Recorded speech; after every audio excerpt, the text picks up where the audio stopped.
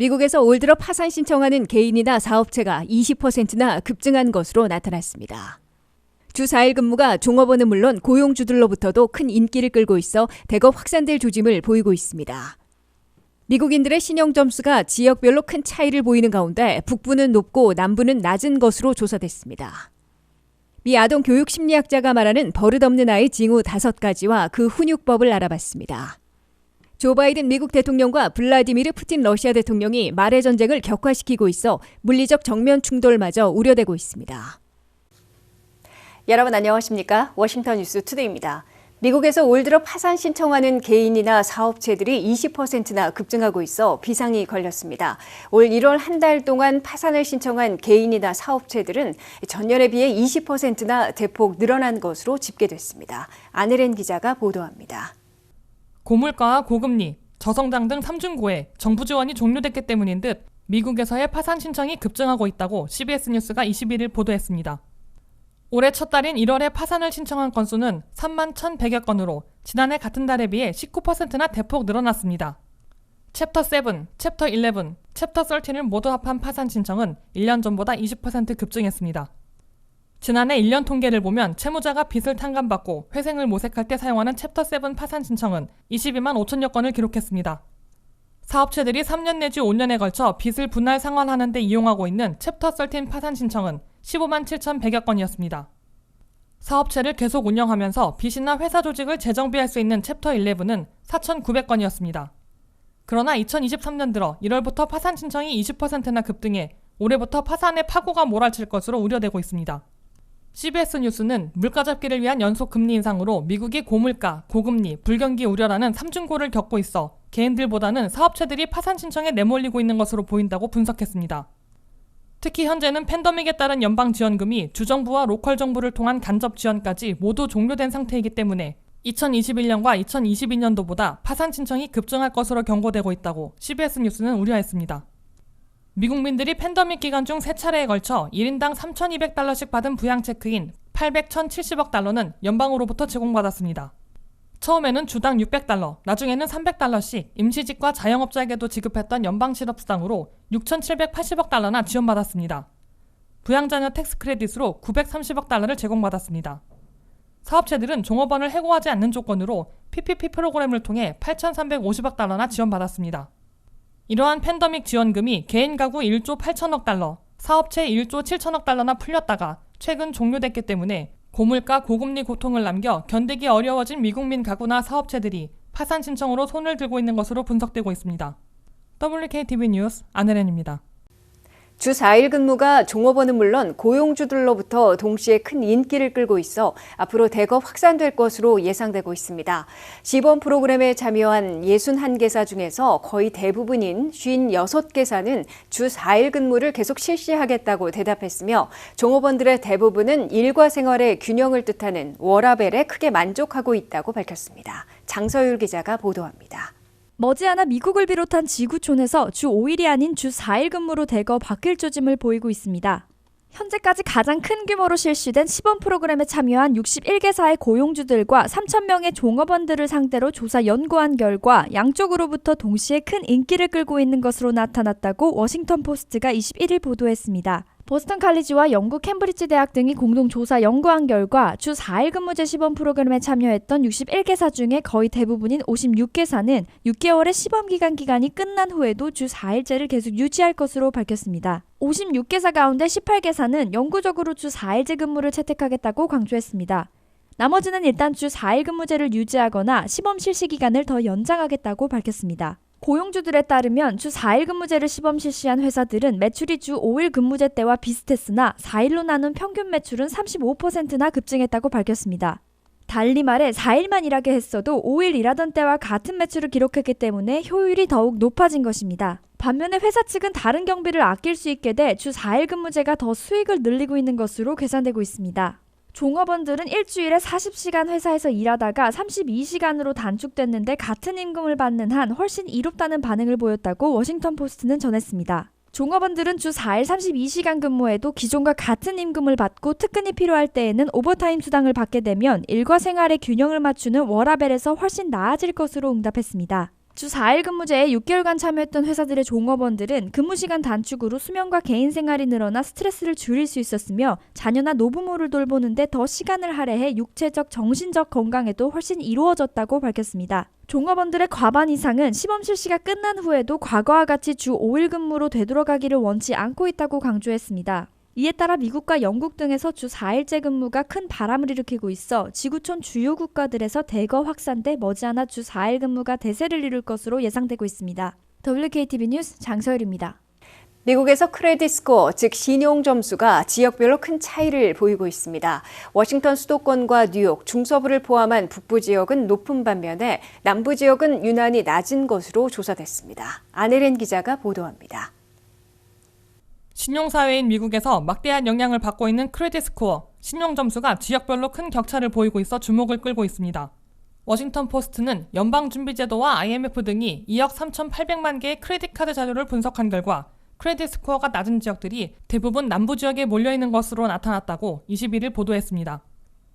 텍사스와 루이지애나, 미시시피, 알라바마 등 남부 지역들의 각 카운티들은 평균 신용 점수가 687점에서 740점대에 많이 몰려 있습니다.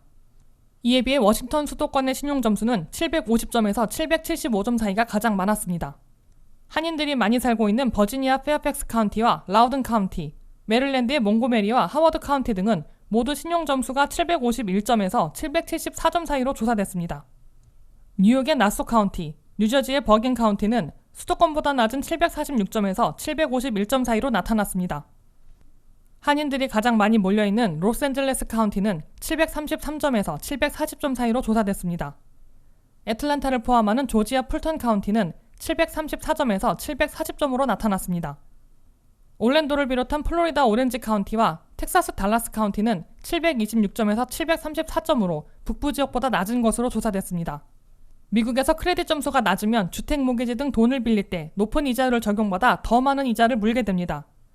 신용이 아주 낮은 신용 불량자들은 돈을 빌릴 수도 없고 크레딧 카드도 받을 수 없는 등 재정 생활이 막히게 됩니다. 연방 인구 센서스에 따르면 남부 지역의 인구는 1억 2,540만 명으로 가장 많이 살고 있는데 가구당 평균 소득은 63,500달러로 가장 적습니다. 중서부에는 6,880만 명이 살고 있고 평균 소득은 65,900달러로 나타났습니다. 동북부 지역에는 5,740만 명이 살고 있고 평균 소득은 77,000달러로 집계됐습니다. 서부에는 7,810만 명이 살고 있는데 평균 소득은 77,500달러로 가장 높은 것으로 센서스는 밝혔습니다. WKTV 뉴스 안혜린입니다. 때로 자녀를 키우다 보면 아이의 버릇없는 행동이나 태도를 발견하는 경우가 적지 않은데요. 교육 전문가들은 자녀들의 버릇없는 태도는 대부분 습득되어지는 경우가 많기 때문에 부모의 훈육을 통해 나아질 수 있다고 말합니다. 훈육을 위해서는 먼저 내 자녀가 버릇없는 아이인지 알아차리는 것이 우선이라고 하는데요. 버릇없는 아이의 징후는 어떤 것들이 있고 또 어떻게 훈육해야 하는지 알아봤습니다. 아이들의 나쁜 행동이 더 나빠지기 전에 되돌릴 수 있는 방법을 미셸 보바 아동심리학 박사의 글을 인용해 CNBC가 보도했습니다.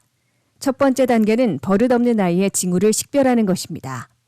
버릇없는 아이의 징후 중 하나는 자신이 원하는 대로만 하길 고집하고 부모에게 끊임없이 "No, 아니요라고 말합니다. 두 번째는 주는 것보다 받는 것에 몰입합니다. 세 번째는 자신의 요구가 가장 우선순위가 되기를 기대합니다. 네 번째는 타인을 생각할 줄 모르고 자신만을 생각합니다. 마지막으로 자신이 가진 것에 절대 만족하지 못합니다. 보바 박사는 버릇없는 태도는 학습되는 것이기 때문에 학습되지 않도록 도울 수 있다고 조언합니다. 또한 아이가 새로운 양육 방식에 저항할 가능성이 많기 때문에 포기하지 말고 천천히 진행하는 것이 중요하다며 훈육 방법 몇 가지를 소개했습니다. 첫째, 죄책감 없이 단호하게 안 된다고 말하라고 조언합니다. 어떤 부모는 종종 안 된다라고 말하면 아이들이 자존감이 낮아질 것이라 생각하지만 연구에 따르면 체계적이고 덜 허용적인 양육 환경에서 자란 아이들이 자존감이 더 높고 타인에 대해 더 많은 공감을 느끼는 것으로 나타났습니다. 안 된다라고 할 때는 안 되는 이유를 이해하기 쉽고 분명하게 설명해 주어야 합니다. 둘째, 옳은 일을 했을 때 칭찬해 줍니다. 자녀가 칭찬에 중독되어 있다면 다른 사람을 위해 또는 친구와 협력해서 무언가를 할 때 칭찬해 주는 것이 좋습니다. 셋째, 자녀와 함께 정기적으로 감사를 표현해 보도록 합니다. 예를 들면 감사했던 것을 그림으로 그리거나 일기를 쓰도록 하는 겁니다. 또한 저녁 식사 중 감사한 일을 나누거나 가족 모두가 쓸 수 있는 가족 감사 일기장을 만들어 보는 것도 좋은 방법입니다. 다음은 참고 기다려보는 훈련을 하도록 합니다.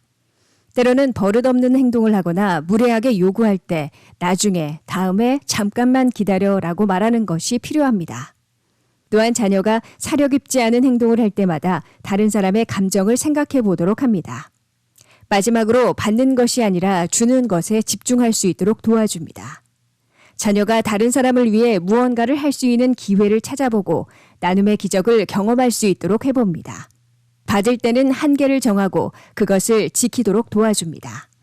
예의를 갖추어 감사로 답하는 연습을 통해 받는 방법도 가르치도록 보바 박사는 조언합니다. 조 바이든 미국 대통령과 블라디미르 푸틴 러시아 대통령이 우크라이나 전쟁 발발 1주년을 맞아 기싸움과 여론전, 말의 전쟁을 격화시키고 있어 물리적 정면 충돌마저 우려되고 있습니다.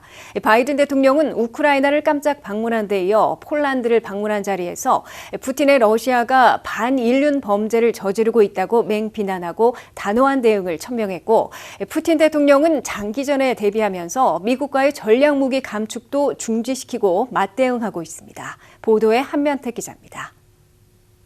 러시아의 우크라이나 침공 1주년을 맞아 조 바이든 대통령과 블라디미르 푸틴 대통령이 설전을 주고받으며 기싸움을 벌이고 있어 물리적 정면 충돌로 비화되지는 않을까 우려되고 있습니다.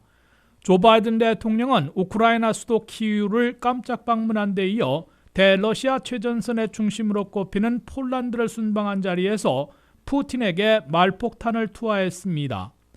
바이든 대통령은 폴란드에서 행한 연설에서 우크라이나는 강하게 버티고 있으며 미국을 비롯한 나토 동맹은 결코 물러서지 않고 지원에서도 흔들림이 없을 것이라고 거듭 다짐했습니다.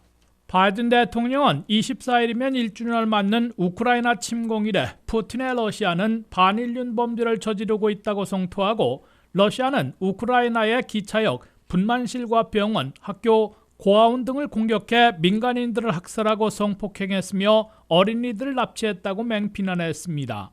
바이든 대통령은 나토 동맹은 현재 러시아의 독재자로부터 자유를 지키려고 싸우고 있는 것이라며 나토 동맹의 단합으로 푸틴의 야욕을 반드시 분쇄할 것이라고 강조했습니다.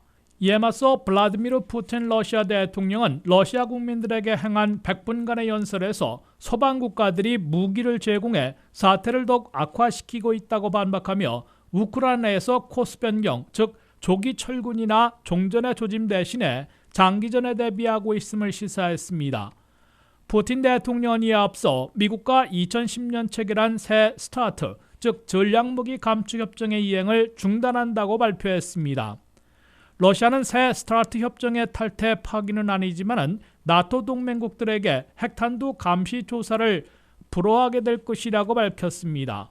미국과 러시아는 2010년 체결해 2011년부터 7년간 양국의 핵탄두를 1550기씩으로 감축키로 하고 이를 이행해왔으며 2026년 2월 4일까지 감축을 완료할 계획이었습니다.